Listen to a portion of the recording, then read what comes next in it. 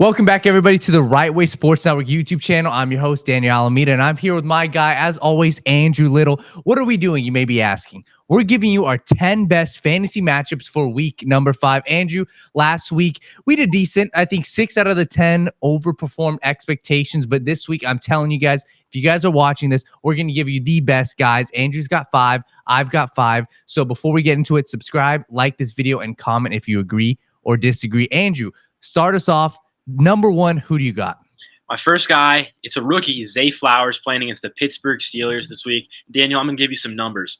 28.9, 12.5, 35.7, 32.3. That's the wide receiver one's fantasy points versus the Steelers these first 4 weeks. They've been dominating. Zay Flowers right now is the go-to option in Baltimore. Rashad Bateman's been banged up. OBJ is questionable. The running backs, they're deep into that room. So Zay Flowers needs a bounce-back week. He hasn't had a touchdown yet. I think he can get one this week against Pittsburgh corners. Mike Tomlin was actually talking him up this week in the press conference. He played college football with Tomlin's son, so I think it's going to be a fun one for Zay Flowers. Absolutely love Zay Flowers this week. I'm glad you brought him up because I love him, and the reason why I like him is he's just seeing targets. People may say, well, he's not seeing the highest average depth of target. That's fine. He's going to get a ton of targets, a ton of receptions, and also he's their big play threat. Love Zay Flowers.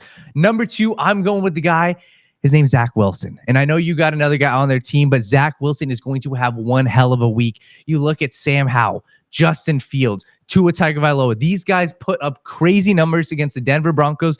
Andrew, the Denver Broncos have literally the worst ranked defense statistically of the past 10 years through 4 weeks. The worst defense. So Zach Wilson's being heavily undervalued because of what he did the first 3 weeks. I don't fault him. He played the Bills in a game he wasn't prepped for. He played the Patriots, a divisional game, and the Cowboys top tier defense. Last week, we saw him against the Chiefs. So I'm going to make the prediction, Zach Wilson, 300 yards, 2 passing touchdowns, and I think he has one hell of a day in Denver. Their defense is garbage. Love the matchup with Zach Wilson.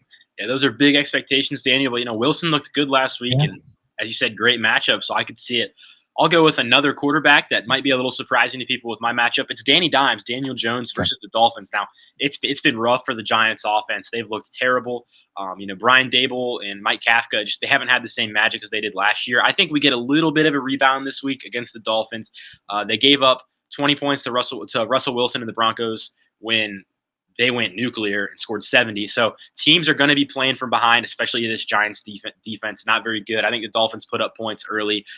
Giants are playing from behind. Daniel Jones, is playing against a defense that's allowing the 3rd most fantasy points to quarterbacks. Brian Dable is, I think, going to finally get things going offensively. So people are going to fade Daniel Jones after the past couple weeks, but I think he's a sneaky start this week.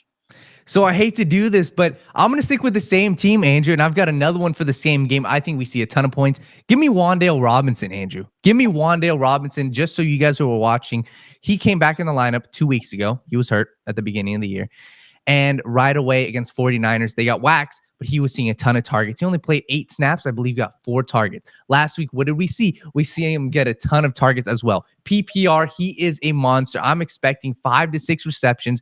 Give me 60 yards and a touchdown. I think Wandale has a big week, a target monster. I love Wandale, and I'm glad you brought up Daniel Jones. Yeah, a couple Giants guys this week could be on the table. I know Darren Waller's got a little bit of buzz. He's not one of my guys, but yeah, him and Wandale are interesting plays this week. I'm going to stay in New York for the 4th straight player, Breece Hall versus the Broncos. We've kind of been waiting on it. He had that big explosive run week 1, but we haven't quite had the breakout game yet. In Denver, this is the team to do it against. They're giving up 176 rushing yards per game, and I think most of that this week's going to come from Breece Hall. Dalvin Cook, he looks cooked. Let's just be real.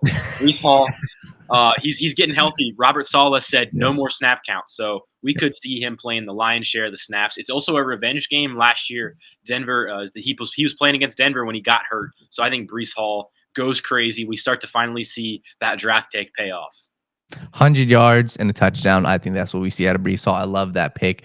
Give me Stefon Diggs. And yes, I'm going with a bold, an obvious player, but I'm just telling you guys because I want you guys to get ahead of the curve. The man's going for 150 and a touchdown this week. 150 and a touchdown. Worst thing, okay, maybe 125, maybe 100, whatever.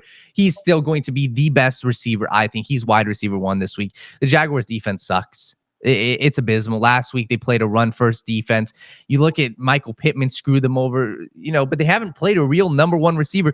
And when you guys turn on the film, Andrew, I watch a lot of Josh Allen film this week. He's going to Stefon Diggs. That's his number 1 option. every single time. I know you got Kincaid. I know you got Gabe Davis, but Diggs is going to see 8, 10, 12 targets this week. And I'll be honest, there's nothing the Jaguars can do to stop it, whether it's comeback routes, whether it's post curl, whatever it is, short, shallow crossers. Stefon Diggs is going to see a ton of work. I wouldn't be surprised if he sees 100 plus and 2 touchdowns. I love him this week. Take him in London. Yeah, and I'm going to stick with another receiver going up against a pretty weak defense. Tyler Boyd versus the Cardinals. So first off, Higgins might not play this week. That's something to really monitor. I think if Higgins doesn't play, then Boyd's going to become a very popular start and play in daily fantasy this week. But even if Higgins does, I think Boyd still could have his best game of the season. Arizona, they struggle against slot receivers. With that Jonathan Gannon defense, they give up a lot underneath, trying to take away the big play, which with the Bengals hasn't really been there this year. Joe Burrow's been taking those underneath routes. Higgins potentially out. Boyd's has averaged 14 fantasy points per game with Higgins out. So Boyd this week, the matchup is right. Potentially going to be number 2 on the depth chart. I like him a lot. Yeah, so I completely agree with you. I'm personally I'm gonna wait, as you said, to see whether Higgins plays or not. If Higgins doesn't play, Boyd is one of the best matchups this week. See a ton of targets. I'm debating between which ones I want to go right now, man. Once again, if you guys are watching, click the subscribe button, comment down below. We do this every week. Also, you can follow us on Twitter or X, whatever you call it, and reach out to us. Me and Andrew were talking. The rest of our TWSN team is talking throughout the week. So I'm gonna go Jaylen Waddle. I'm going Jaylen Waddle. This is the breakout week. He's been hovering around 4 to 5 receptions this entire season, 70, 60, 80 yards. The Giants defense, as we talked about, sucks. They're abysmal. But what do? They run the man coverage the most out of the entire NFL. They're running man coverage. They're blitzing. And Jaylen Waddle and Tyreek Hill are going to go nuclear this week. Same with Devin Achane. So I'm taking Waddle. I think this is a breakout week because a lot of people are skeptical. Give me 80 yards. Give me his first touchdown of the year.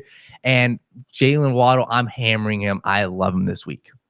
Totally agree with that one. I'm trying to trade for Waddle in a couple leagues right now because I don't think his price is ever going to be as low as it is right now. I think this week he explodes. It's been the Tyreek Hill show so far. It's been the Mostert show, A-Chain. It's time for Jaylen Waddle. Don't forget about him. He's got wheels too. It's time for him to break out. And then my last guy, it's a rookie tight end, which is always a little bit risky. Luke Musgrave against the Raiders. Now he's coming off concussion, so there is an asterisk with this one. He is not guaranteed to play Sunday, but if he does, I love the matchup. Raiders are bottom 10 against tight ends. Jordan Love and Luke Musgrave have a great connection already. He's got 11 catches, 124 yards from 15 targets so far through 3 games. No touchdowns yet, but is a red zone target. I think Luke Musgrave is one of the better tight end plays this week if he's healthy.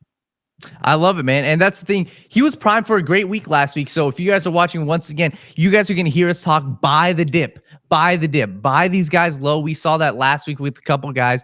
When you buy them low, same thing with DJ Moore. That was the last time you're going to get him before Thursday Night Football. Now he's gone nuclear. So I agree with you there. My final pick, once again, maybe I sound like a homer, but give me Isaih Pacheco.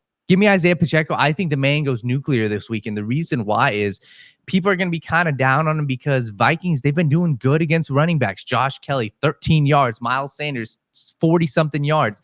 They forget what happened week 1. DeAndre Swift ran for 170 yards against them. And when you look at Pacheco, look at week 1, week 2, week 3, week 4. Every single week, he's seen more snaps. And every single week, he's seen more rushes because he was injured in the offseason. This is a beautiful matchup here. They're playing in a dome. I love Pacheco. We saw him against the Jets. The man ran for 90-something yards and a touchdown. I think we see the same thing. Give me 15 to 16 carries. Give me 100-plus yards. And also, Andrew, he's got 3-plus targets in every single game so far this year. So PPR, whatnot, Isaih Pacheco, I'm expecting a huge week out of him as the Chiefs roll over the Vikings. So, Andrew, any final thoughts on what we said? I like Pacheco. I'll just throw a little bit of my 2 cents in there. I think, talked about those running backs that they've struggled against versus played really well. The Vikings defense played really well against Josh Kelly and Miles Sanders. They're not as dynamic as Isaih Pacheco, much more similar to DeAndre Swift. So I like that play a lot.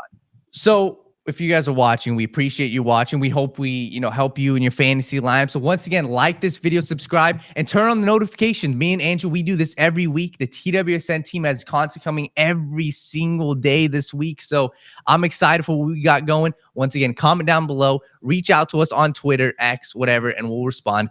And let's have a damn week.